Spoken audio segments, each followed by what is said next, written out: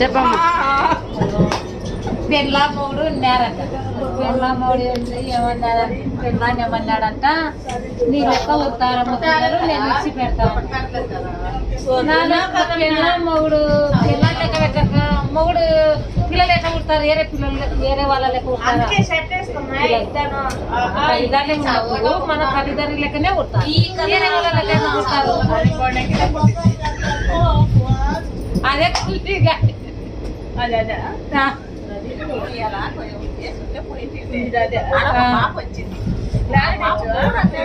వెళ్ళాడంట వాడు.